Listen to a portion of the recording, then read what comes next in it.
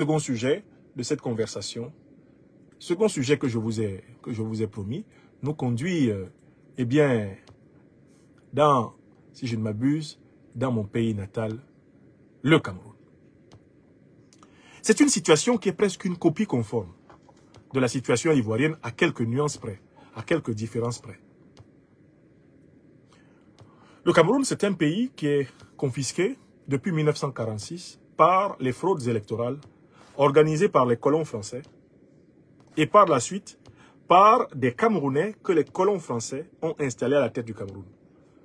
Après avoir mené une guerre d'extermination, une guerre génocidaire contre le peuple camerounais, une guerre qui s'est traduite par le massacre de plus d'1 million de Camerounais qui étaient mobilisés pour la véritable indépendance de mon pays natal par le mouvement de l'Union des populations du Cameroun. Ça, c'est le B.A.B.A.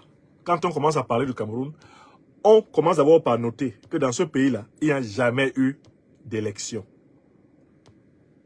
Dans ce pays, la puissance coloniale a imposé par la fraude électorale les Camerounais qui ne voulaient pas de l'indépendance réelle et totale du Cameroun. Elle a imposé Okala, elle a imposé Mbida. Chaque fois que ces gens-là commençaient à réfléchir un peu, elle les a dégagés. Elle a imposé Ahidjo. Elle l'a amené à la présidence de cette république fantoche, bananière. Et Biya, qui finissait ses études en France, a été recommandé par un grand colon français du Cameroun, le docteur Louis Poulojoula. Il a été introduit au cabinet de cette façon. Puis l'armée coloniale française a organisé l'extermination du leadership indépendantiste et souverainiste du Cameroun. Ils ont tué Oumniobé le 13 septembre 1958. Ils ont tué Félix Moumié en octobre-novembre 1960 à Genève. Ils ont exécuté le docteur en sciences économiques Castor Ossendé Afana en 1966. Ils ont exécuté publiquement à Bafoussam le professeur Ernest Ouandié, président leader de l'armée de libération nationale du Cameroun, Soumaki. 1971. Et ils ont massacré dans la foulée plus d'1 million de personnes. Il n'y a jamais eu de procès, ni de l'armée française, ni de ses supplétifs camerounais qui ont participé à cela. À la tête de ces supplétifs, il y avait 2 hommes. Paul Barthélemy Biya, que vous voyez là, qui est président depuis bientôt 43 ans, dans cette république bananière, étant le numéro 2, notamment à partir de 1975, et Amadou Ahidjo. Amadou Ahidjo qui va connaître une fin de règne chaotique, parce que quand en 1971, le gouvernement Pompidou ordonne l'exécution du leader upéciste Ernest Ouandié, Ahidjo le fait fusiller à Bafoussam, avec beaucoup de joie d'ailleurs. Sa femme, Madame Germaine Ahidjo, a raconté avec beaucoup de calme et de fermeté la joie qu'ils ont eu à exécuter le héros Ernest Ouandié. Ahidjo empêche l'atterrissage de certains avocats de l'internationale socialiste qui avaient été mobilisés pour la défense d'Ernest Ouandié, dont un certain M. François Mitterrand. Mitterrand était avocat et il est empêché d'atterrir à Yaoundé pour défendre son client Ernest Ouandié. Comme la roue de l'histoire tourne, en mai 1981, François Mitterrand est élu à la tête de la coalition de la gauche rassemblant le Parti socialiste français et le Parti communiste français notamment. Il est élu président de la République française. L'une des premières décisions qu'il prend, c'est juste un petit coup de fil et dit « Ahidjo, vous dégagez ». Ahidjo, qui est un gros menteur et un fraudeur de naissance, se met à raconter aux gens qu'il a découvert qu'il souffre d'une maladie grave. Donc cette maladie grave dont il souffrait, c'était la perte du parrainage de la France. Alors qu'ayant découvert qu'il souffre d'une maladie grave, alors j'ai peur de mourir au pouvoir. Je suis un homme pragmatique, je hais la précipitation et le dogmatisme. Un gros menteur. Non, c'est Mitterrand qui lui a dit « Pac, Kakou, go, ramasse tes bagages, tu t'en vas ». Et voilà comment Biya devient président de cette république fantoche, sans élection. Ni Ahidjo, ni Biya n'ont gagné une seule élection régulière au Cameroun. Aucune. Chaque fois qu'ils ont été confrontés à une véritable concurrence, ils ont utilisé la fraude, ils ont utilisé le mensonge, ils ont utilisé la violence. Et la manipulation des institutions de l'État avec le soutien du néocolonialisme français et de l'impérialisme occidental. Sans difficulté, voilà la situation de mon pays. En cette année 2025, on prétend aussi qu'au Cameroun, il y a une élection au mois d'octobre. J'ai expliqué depuis plusieurs années que nous avons essayé ces 25 à 30 dernières années, on va prendre de 1992, ça fait presque 35 ans. Presque 35 ans que le peuple camerounais essaye d'obtenir l'alternance par la voie électorale. L'alternance par la voie électorale est bouchée par la fraude du pouvoir, la violence du pouvoir, la corruption du pouvoir, le mensonge du pouvoir et le soutien des puissances néocolonialistes et impérialistes occidentales. Le pays est bloqué à cause de cela. L'alternance par la voie électorale n'est pas possible. Et elle est encore moins possible en 2025 qu'en 2018 ou en 1992. Parce que cette fois-ci, M. Biya a carrément mis en place une loi qui lui permet d'exclure opportunément tout candidat de l'opposition qui viendrait à ne pas remplir des critères qui lui conviennent. C'est-à-dire un tout candidat de l'opposition qui ne serait pas enclin à accepter sa défaite en octobre 2025 est a priori exclu de l'élection. Alors il y a des candidats de l'opposition qui ne veulent pas voir ce qui s'est passé au Gabon. Au Cameroun, là, il y a des candidats de l'opposition qui ne veulent pas voir ce qui s'est passé au Gabon. Oligui Nguema a commencé par exclure tous les candidats de l'opposition qui pouvaient le battre avant d'organiser sa pour élection et de prétendre être élu, tout en dansant et en sautant en parachute, comme un cabri. Les gens n'ont pas vu ce qui s'est passé au Togo. Arbé Omé Kodjo a été contraint à l'exil. Il a été chassé du Togo. Faure Gnassingbé a pu organiser tous ces tripatouillages tranquillement. Il n'avait plus en face de lui un opposant véritable. Tranquille. Les gens n'ont pas regardé. Les gens n'ont pas regardé ce que Macky Sall a tenté au Sénégal. Qu'est-ce que Macky Sall a tenté au Sénégal? Il voulait exclure son principal rival à l'élection présidentielle de l'éligibilité. Certes, on peut souligner une faiblesse liée à la dérive de l'affaire dite des massages. Mais enfin, tout cela était une cabale parfaitement montée pour griller Sonko. Et comme Sonko résistait trop bien, Macky Sall s'était déjà emparé de lui et même de son principal acolyte, Diomaye Faye, pour les jeter en prison. Et je tiens à vous dire qu'il s'agit d'une évolution de la doctrine de la conservation du pouvoir dans la France-Afrique, face à la poussée des régimes panafricanistes révolutionnaires. Ils ont décidé d'éviter les crises post-électorales, d'éviter les crises électorales. Ils ont décidé de provoquer plutôt des crises pré-électorales. Parce que les crises électorales et post-électorales sont plus difficiles à gérer que les crises pré-électorales. Je m'explique. Et c'est ce qui se passe au Cameroun.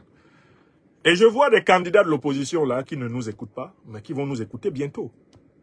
Car bientôt, beaucoup de candidats de l'opposition, et surtout un certain candidat de l'opposition, dont les militants ont manqué de respect à ma personne, quand je les ai prévenus de ce qui va se passer, bientôt, on va les entendre chanter.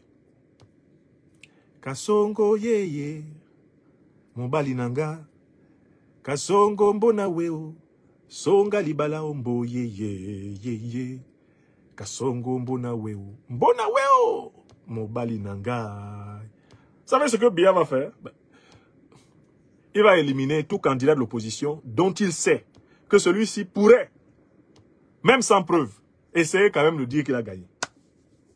Biya ne va accepter dans son machin qu'il veut organiser en octobre que des candidats d'opposition mollassons, soumis, qui ne broncheront pas. Qui savent que c'est lui qui distribue les suffrages. Donnez-lui à celui-là, donnez-lui 3%. À celui-ci, donnez-lui 1,5. C'est un voyou. À celui-là, acceptez qu'il arrive à 5%. Parce que c'est un candidat ethnique. Celui-ci n'est pas candidat. Je ne veux pas entendre son nom parmi les éligibles. Mais Ouattara a éliminé Babo Laurent. à Guillaume Soro, à Titan Thiam. Il a éliminé Blé Goudé Charles. Et c'est moi qui ne peux pas éliminer quelques petits opposants qui ne peuvent même pas valoir cela dans le pays ici. À Kormamis, vous les enlevez tous. L'exclusion préélectorale est la stratégie des dictateurs de la France-Afrique. Ils écartent avant même que l'élection arrive. Ils ont déjà écarté ceux qui peuvent les battre. Donc s'il y a un problème, le problème se pose avant. Ils résolvent le problème avant, ensuite ils organisent leur parodie. Vous avez compris? Est-ce que vous avez compris? C'est vraiment une affaire de tactique et de stratégie. Je ne sais pas comment les gens font pour ne pas comprendre. On te montre là où on veut te tuer. Et tu avances comme un mouton. On te montre là où on t'attend.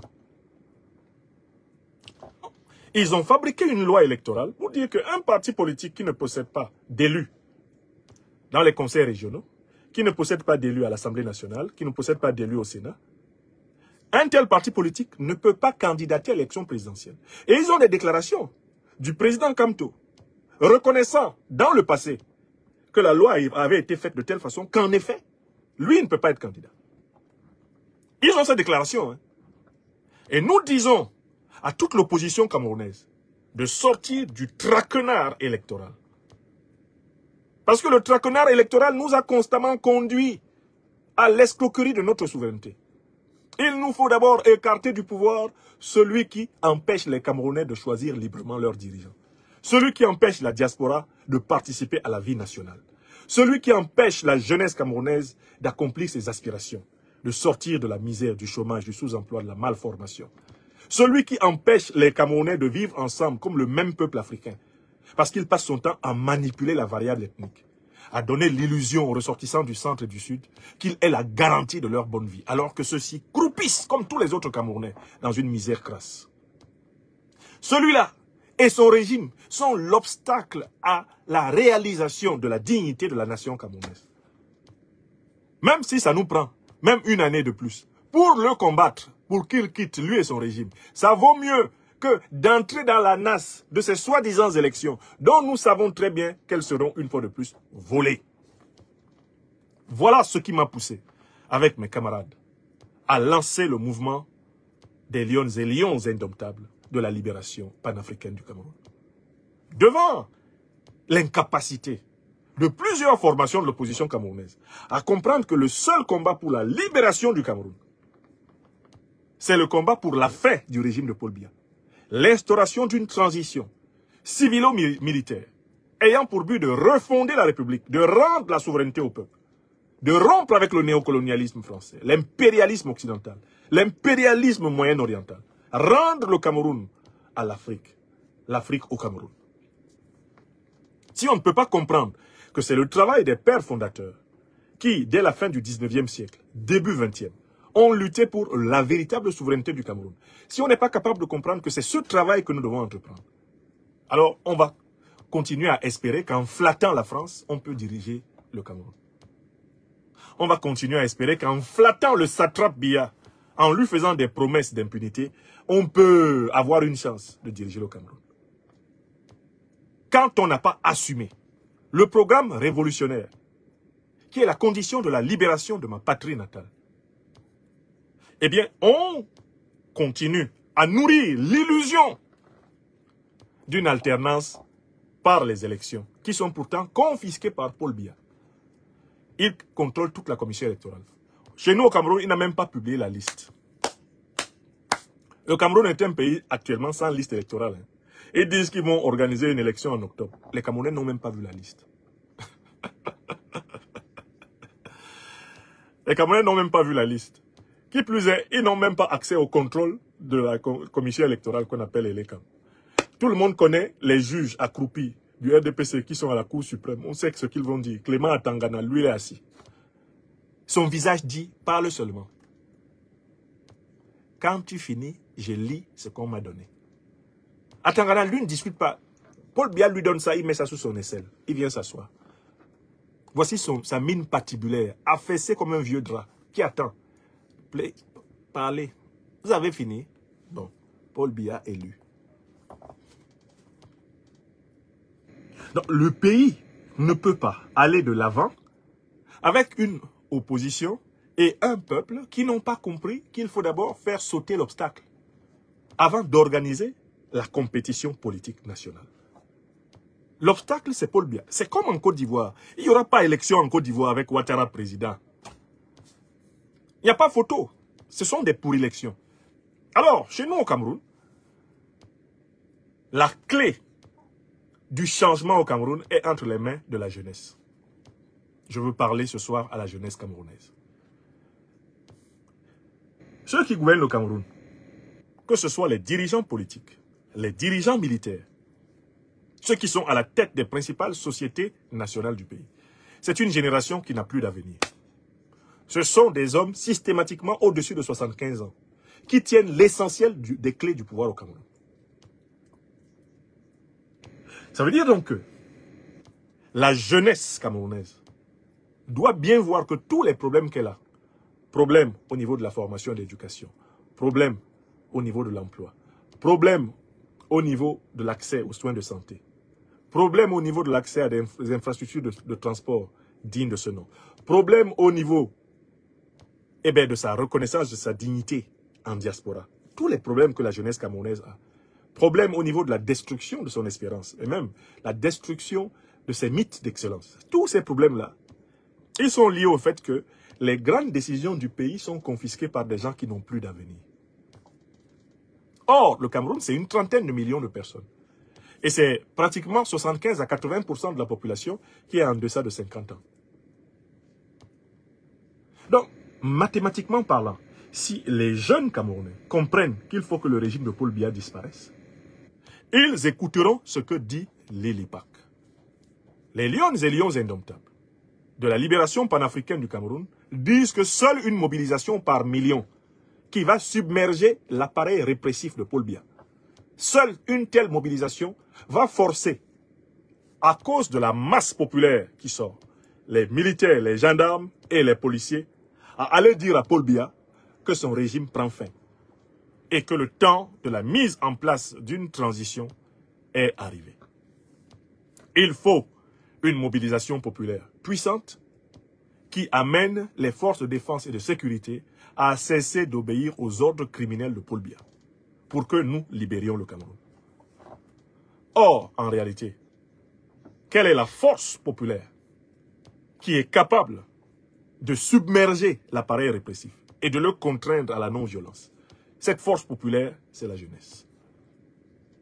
Bon, les jeunes Camerounais ont le choix entre mourir de palu, mourir de chômage, mourir de boire des alcools frélatés, mourir de maladies sexuellement transmissibles attrapées dans des conditions de promiscuité généralisée, mourir dans les environnements sectaires, mourir de souffrir du système du magico-anal qui a détruit le pays, et se battre pour participer à la naissance d'un Cameroun meilleur. Le régime de Paul Biya propose à la jeunesse de mourir. Mais la jeunesse camerounaise n'a pas le droit de choisir la mort. L'Elipak appelle la jeunesse camerounaise à comprendre qu'il y a un secret fondamental contre les dictatures, c'est la loi du nombre. Plus nombreux, nous serons à être convaincus qu'il n'y a pas d'alternance possible par la voie électorale. Plus nombreux nous serons dans les rues du Cameroun, aujourd'hui, demain, après-demain. Moi, j'y serai. Je le dis souvent aux gens. Et ils ne me croient pas, mais pourtant, ils vont me voir. Plus nombreux nous serons dans les mobilisations qui s'imposent pour libérer le pays, plus tôt viendra la décision au cœur des forces de défense et de sécurité de rejoindre le peuple. Sachez que dans des pays comme le Mali, le Burkina Faso et le Niger, l'armée n'est pas allée devant. Hein. C'est le peuple qui a contraint l'armée à le rejoindre. C'est le peuple qui contraint l'armée à le rejoindre. La force de mobilisation d'un peuple qui sait qu'il n'a plus d'issue, qui ne peut pas s'en sortir, est ce qui produit l'événement central de la dislocation de l'obéissance au tyran. Maintenant, un mot à cette armée camerounaise. Cette armée qui ne doit plus jamais retourner ses armes contre la jeunesse. Cette armée qui est composée de pères de famille et de mères de famille. Le pays avance vers une phase de sa vie où le régime ne sera plus capable, ne serait-ce que de faire fonctionner l'État. Et cela parce que l'essentiel de nos militaires camerounais, de nos gendarmes, de nos policiers, continuent à croire que le régime aurait le pouvoir magique de leur assurer le minimum de niveau de vie qu'ils ont. En réalité, ce régime s'avère de plus en plus capable essentiellement de nourrir les officiers supérieurs, et même pas tous, certains officiers supérieurs. C'est un régime oligarchique, un petit groupe d'individus qui a des avantages exorbitants et qui impose par l'intimidation, par la terreur, par la corruption, par le mensonge, par le vol, sa loi aux autres. C'est la situation du pays. Il faut que toutes les forces vives de ce pays se solidarisent avec la jeunesse. Mais la jeunesse sont les enfants de qui? Mais ce sont les enfants des militaires qui ont 35 ans, qui ont 40 ans maintenant, 50 ans à peine. C'est ça, la jeunesse, ce sont nos enfants. On ne va pas continuer à obéir à des ordres criminels contre un peuple en sachant très bien que par là même on bloque l'avenir de ses propres enfants. Soldats, gendarmes, officiers, partout dans ces pays dictatoriaux, regardez ce que sont devenues les carrières de vos propres enfants. Est-ce que vous pensez vraiment que vos enfants s'en sortent? Vous qui êtes policiers, vous qui êtes gendarmes, vous qui êtes militaires, est-ce que vos enfants s'en sortent? Ceux qui s'en sortent sont les enfants de ceux qui ont bénéficié de promotions spéciales, qui bénéficient d'avantages spéciaux. Et c'est une minorité. Donc, dans la phase décisive que le Cameroun traverse, il faut que les Camerounaises et les Camerounais se regardent comme un seul peuple africain. Il faut que les forces de défense et de sécurité arrêtent d'obéir à des ordres criminels contre leurs propres enfants. Parce que si on laisse M. Biya placer son voleur de fils à la tête du pays, si on laisse, à défaut de son voleur de fils, un militaire aux ordres du néocolonialisme français et de l'impérialisme occidental, à la Oligui Nguema, prendre la tête de ce pays, le sort de la jeunesse sera pire que celui qu'il est aujourd'hui sous Paul Biya. Là, on va passer d'une dictature civile, qui était une dictature militaire déguisée, à une dictature militaire brute. Une dictature militaire à ciel ouvert. Il est donc temps pour tout le monde de s'assagir. Je vous informe que M. Biya va exclure tout candidat de l'opposition qui pourrait dire « j'ai gagné ». La loi qu'il a faite, elle est faite pour exclure le candidat du MRC, Maurice Kamto. Lui-même sait ça. Je ne lui apprends rien. La loi a été faite pour l'exclure. Et à l'époque, il a fait une déclaration qui montrait qu'il l'avait compris. Alors pourquoi ça va changer maintenant? Parce qu'il va emprunter des élus à un autre parti. Mais Biya va dire que ce n'est pas le sens de la loi. Il est le propriétaire de l'esprit de la loi. Il ne veut pas de crise électorale. Il ne veut pas de crise post-électorale. Il préfère une crise préélectorale. Alors, nous, on ne veut ni crise préélectorale, ni crise électorale, ni crise post-électorale. On veut, nous, les lions et lions indomptables, la libération panafricaine du Cameroun, nous voulons libérer le Cameroun de la dictature de Paul Biya. Donc, octobre 2025 n'est pas du tout une date importante pour les lions et lions indomptables. Ce qui est important, c'est de rater la conscientisation des Camerounais pour que le peuple camerounais par millions reprenne ses responsabilités et dégage Biya. Ce qui est important, c'est la révolution citoyenne pacifique. Ce qui est important, c'est la mobilisation de toutes les forces vives de la nation pour redonner une chance à notre pays natal. Et tout le monde a sa responsabilité dans cette affaire. J'entends des gens qui, avec facilité, disent « Vous êtes dans la diaspora et vous parlez comme cela. » Je veux répondre à cet argument. Le régime qui est au pouvoir aujourd'hui en Iran, c'est un régime qui est né de la chute de la dynastie des Shahs d'Iran, dont le dernier roi était Reza Pahlavi. Quand Reza Pahlavi tombait là, l'ayatollah Ruhollah Khomeini était à Nofle-le-Château, ici en France. Et quand il rentrait à Téhéran, les rues de Téhéran étaient noires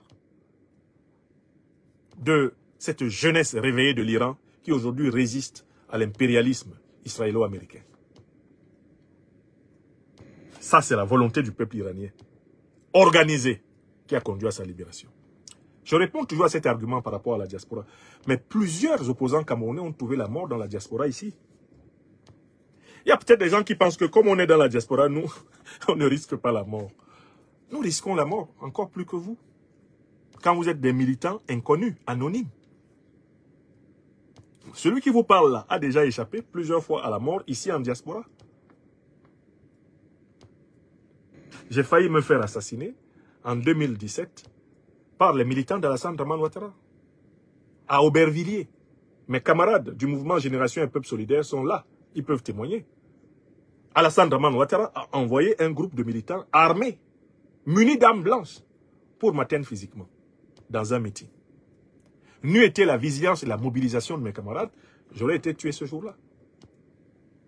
Je donne cet exemple. J'ai récemment échappé à une tentative d'empoisonnement dans un avion d'Ethiopian Airlines. J'ai les témoins. Ils sont là, Maître Ndjifutawo Woshawa Boubek, Maître Sylvain Senda,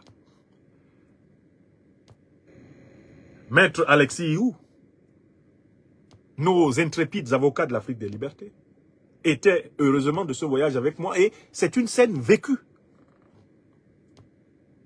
Les espions même ont été tous identifiés et reconnus comme tels, après recoupement auprès des autorités des pays où ils nous avaient suivis. Quand vous êtes assis à Douala, à Yaoundé, etc., vous pensez que nous ne risquons pas notre vie quand nous nous mettons devant une caméra comme ça pour assumer des vérités que vous ne pouvez pas dire à cause de votre situation là-bas? Nous courons tous des risques. Et nous qui prenons la parole pour défendre les peuples africains, mais nous sommes les cibles majeures. Mais Félix Roland Moumié, est-ce que c'est à Douala qu'il a été tué? Je vous pose souvent cette question. Est-ce que vous étudiez l'histoire camerounaise, camerounaise? Vous pensez que c'est Kamto Maurice seul qui risque sa vie? C'est à Yaoundé qu'on a tué Moumié. Vous savez où on a tué Moumié? Félix Roland Moumié. Il a été tué où? Je m'adresse à mes frères et sœurs camerounais. Moumié a été tué où? Il a été tué à Fumban. Il a été tué comme Wandié à Bafoussam. Non, il a été tué à Genève. Il a été tué à Genève. En Suisse. C'est dans un verre de Ricard qu'ils ont mis la mort, le thallium pour le tuer. Tout a été reconstitué. On connaît même le nom de l'espion français qui a assassiné Moumié. Il s'appelait William Bechtel. Regardez l'excellent film de Franck Garbelli sur cette affaire. Je me réjouis toujours d'avoir participé avec plusieurs camarades de plusieurs organisations à la rénovation de la tombe du camarade président Félix Roland Moumié à Conakry, il y a quelques années. Je salue mon frère et ami de longue date, Marcel Tchangé, qui était à la manœuvre de cette opération. Donc nous qui sommes opposants aux pires régimes africains, qui sommes en diaspora, mais nous sommes en danger comme vous. Mourir à Paris ou mourir à Yaoundé, c'est mourir. On doit se poser la question de l'efficacité de notre lutte, de l'organisation de notre lutte. Nous sommes tous dans le risque, et nous en particulier qui nous tenons là, pour parler devant vous. Mais chaque jour que nous vivons est un miracle. Il y a 5 procès contre moi tout seul, ici en France. 5. J'ai collectionné 25 gardes à vue. 25 gardes à vue. 25. Chaque fois que je sors de France, je suis en garde à vue. Chaque fois que j'entre en France, je suis en garde à vue. Je me suis même retrouvé en garde à vue en Angleterre. Oui. La plupart des gens qui vivent au Cameroun, là, vous ne vivez pas, mais 1/10 de la pression que quelqu'un comme moi là, subit. Si on vous donne 1/10 de la pression que je subis, vous pétez un câble. Et vous venez sur les réseaux sociaux écrire des commentaires. Je m'adresse aux Camerounais. Vous écrivez des commentaires. Vous connaissez combien de Camerounais de mon statut qui peuvent se lever ici en France, aller en Russie? En 2023. Combien de Camerounais, là, parmi ceux que vous présentez comme des gens courageux, peuvent se lever et aller au pays de Poutine en décembre 2023, en plein jour, en partant de la France et revenir en France? Il y a un procès sur moi à cause de ça. Hein. Je fais cela pour montrer à notre peuple que chacun, là où il vit, a une responsabilité pour améliorer l'état mental, l'état physique, l'état collectif du peuple africain. Nous devons prendre toutes les initiatives que notre situation nous permet. Moi, je prends les initiatives de ma situation. Je ne risque pas moins ma vie qu'un Camerounais qui manifeste à Douala. Hein. Ah non. Déjà, il faut que vous vous débarrassiez de cela. Nous, on est ici dans la gueule du loup. Hein. Le loup est là. Là où je suis en train de vous parler, là. Ils sont déjà entrés ici avec leurs armes. Dans cette maison où je suis là, les policiers armés sont déjà entrés pour me persécuter pour mes opinions. Ici. Donc vous parlez de quoi? Les gens... ne t'assois pas derrière ton ordinateur. Quand je suis assis avec le président Assimi Goïta, c'est derrière mon ordinateur. Je veux parler à mon peuple. Je suis capable de diriger le Cameroun. Je n'ai pas besoin de me vanter pour le prouver. Regardez mes actes. Quand je me lève là, je suis assis avec le président Goïta, au moment où le Mali est sous embargo. Où sont vos courageux opposants pour aller au Mali à ce moment-là? Je me lève ici en France. Je sais que l'embargo contre le Mali est organisé par l'administration Macron. Qu'ils instrumentalisent la CEDEAO contre le Mali. Je me lève en février 2022. Je vais au Mali. Soutenir le Mali. Là-bas, là, c'est derrière. Est-ce que c'est derrière ma caméra Facebook? Vos leaders que vous présentez là, ils étaient où quand le Mali était au rouge pour y aller? Quand moi je me lève ici, je vais au Niger rencontrer le président Abdourahmane Tchani. C'est derrière ma caméra Facebook. Vous ne me voyez pas assis avec lui là-bas. C'est ma caméra Facebook que vous voyez. Vous pensez qu'on se lève pour aller soutenir un grand pays comme le Niger qui est en train de récupérer sa souveraineté sur son uranium? On se lève pour tenir un discours à Niamey sans prendre de risque? Ça ne va pas là. Vous avez pris quel risque? Prenons vos leaders là. Je prends les leaders de l'opposition camerounaise. Combien prennent de risques plus que moi? Quel risque? Ils ont pris quel risque que je n'ai pas pris? Aujourd'hui là, voilà l'Iran qu'on est en train de torturer. Où sont vos leaders pour parler? Où sont les grandes bouches là qui prétendent on est des panafricanistes? Il faut se lever. Ceux qui disent que Paul Biya est panafricaniste, allez demander à Paul Biya de soutenir l'Iran contre Israël. Alors que les soldats israéliens assurent sa garde. Ce sont eux qui ont formé le BIR. Ce sont eux qui organisent sa sécurité rapprochée. Si Paul Biya est garçon, qu'il aille soutenir l'Iran. Panafricanisme de quoi? Bon, on dit on est leader de l'opposition. Vous voyez comment on attaque un pays alors que ce pays est en train d'exercer sa souveraineté nucléaire. Vous voulez diriger le Cameroun, mais vous ne pouvez pas défendre la souveraineté nucléaire du Cameroun. Pourquoi? Pourquoi vous voulez diriger le Cameroun? Vous voulez vous asseoir dans le fauteuil de Ruben Oumniobe, de Moumie Félix, de Sende Afana, de Wandi Ernest, en n'étant pas capable de dire, si moi je suis à la tête du Cameroun, la recherche nucléaire sera libre.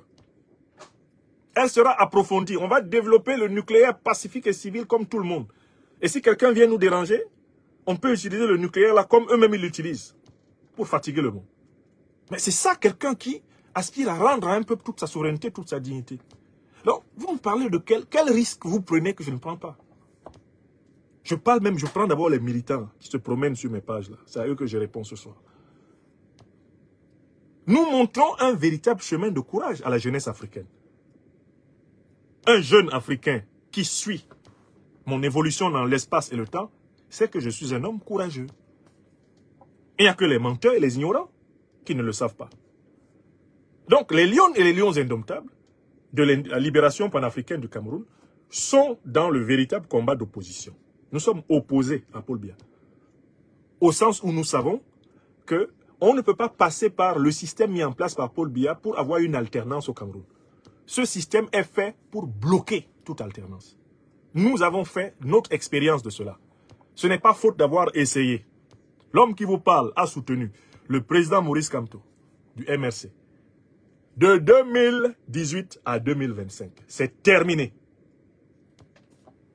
Comme lui croit que Biya va organiser les élections pour que lui il gagne, nous avons pris acte du fait que la solution qui a été tentée depuis plus de 35 ans par tous les opposants camerounais, elle n'a pas marché. Le Cameroun est dans une situation qui nécessite une action de révolution populaire, de révolution citoyenne. On a pris acte de ça. C'est un différend politique. C'est un différend de tactique, de stratégie politique. C'est aussi un différend qui porte sur une question de fond au Cameroun. Nous, on est des panafricanistes révolutionnaires. Et l'opposition réformiste n'est pas panafricaniste révolutionnaire.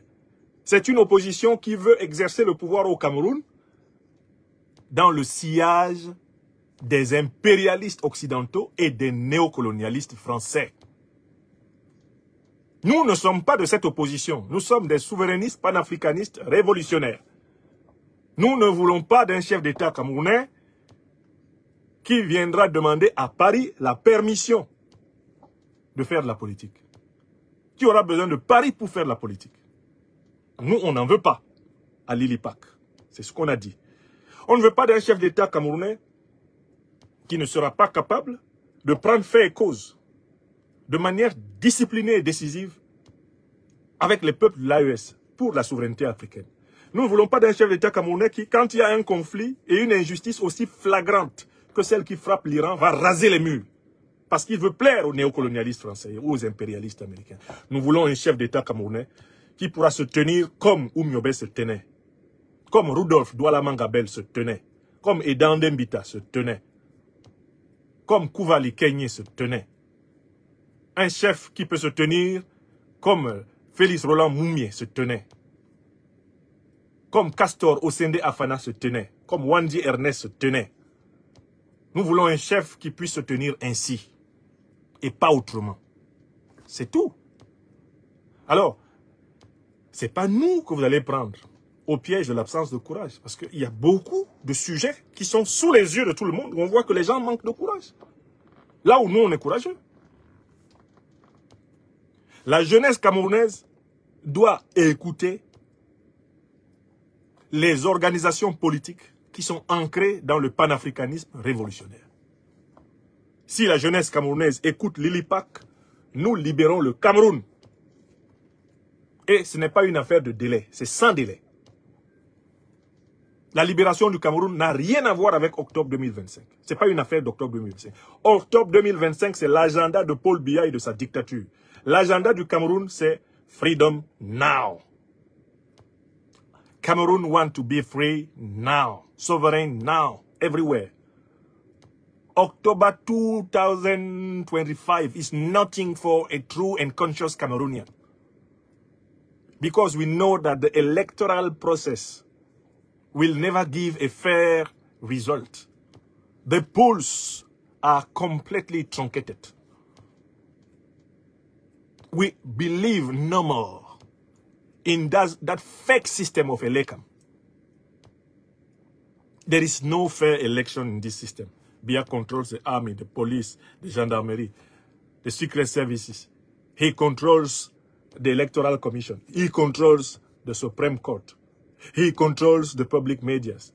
He also has the support of neocolonial imperialist Western and Middle Eastern forces. So if we need a true political process in Cameroon, we need to build a transition.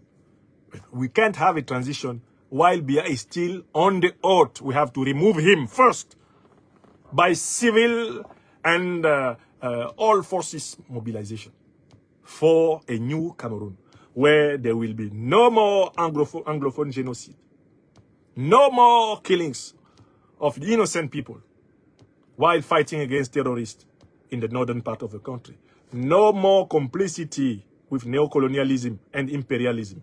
And in our movement, LILIPAC, we are involved in true opposition. We need no support of any neocolonialist or imperialist power. We need the support of the Cameroonian people. We believe in the Cameroonian youth. We believe if that youth understands that the true problem is to get out of the domination of this CPDM regime at first, and then to build a transition where we will reorganize the country so that everybody will breathe. If this youth, which is more than 80% of our population, can listen to LILIPAC, We can be free now. Not only tomorrow, now.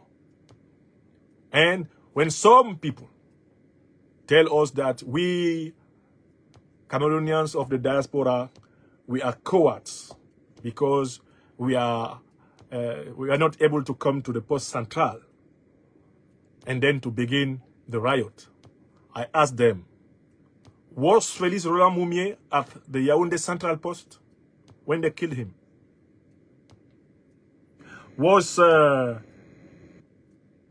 so many political opponents who, like Gerandimbara, have been killed outside of our country, were they in Cameroon? Were them in Cameroon? Everybody we take, everywhere we take our risk for our country. You inside the country, you have some risks. We outside the country, we have some risk. When our movement decides to promote pacific and popular massive revolution, we are taking some risks. We are known as defending a strong change project, and we assume it. We assume it. So every Cameroonian has to take his own responsibility, and this is particularly important for the Cameroonian in the security defense forces.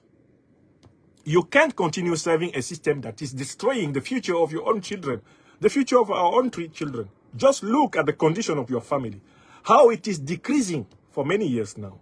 How can you continue to obey to criminal orders of people who are destroying your own children? You policemen and women, you gendarmerie people, you of all the armed force of Cameroon. It is time not to obey to the killers, to the thieves, to the enemies of our nation.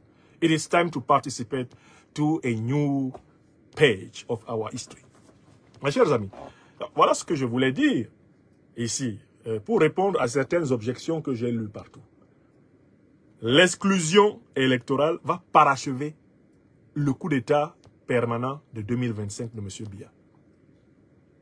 Gare, gare à ceux qui n'ont pas écouté et qui viendront, comme j'en vois beaucoup maintenant, qui commencent à répéter les thèmes de Lilipac.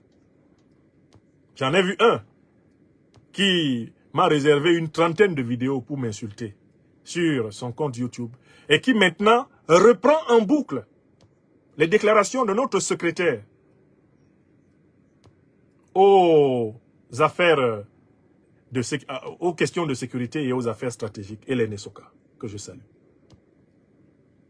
Alors que c'est Lilipac maintenant qui devient votre source d'inspiration.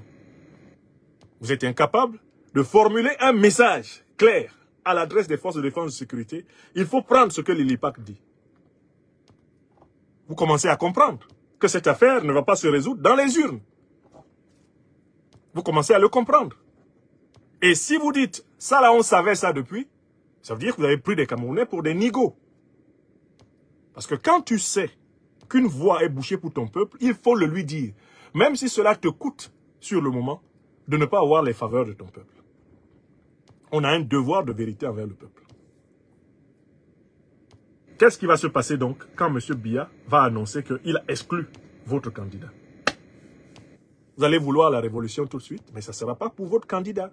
Puisque je vous ai expliqué, nous, Lilipac, on vous a dit, la révolution, c'est pour le peuple camerounais. Tout le peuple camerounais. Ce n'est pas pour un individu, c'est pour nous tous. C'est notre pays à tous. On ne peut pas continuer à le laisser descendre aux enfers. On ne peut pas continuer à laisser cette belle mosaïque africaine du Cameroun entre les mains des pillards. On ne peut pas continuer. Et la seule révolution qui puisse nous rassembler ne sera pas une révolution pour quelqu'un, c'est une révolution pour refonder le pays. Pour que tous, nous soyons en même d'y vivre en paix. Que nous soyons en même d'y vivre harmonieusement dans le respect des justes lois. C'est pour cela qu'il faut faire la révolution, pas pour quelqu'un. Et vous voyez le piège que Biya a tendu à l'opposition. Bientôt, il va annoncer les exclusions électorales. Le but étant de piéger certains militants de l'opposition dans la défense de la candidature de leur candidat.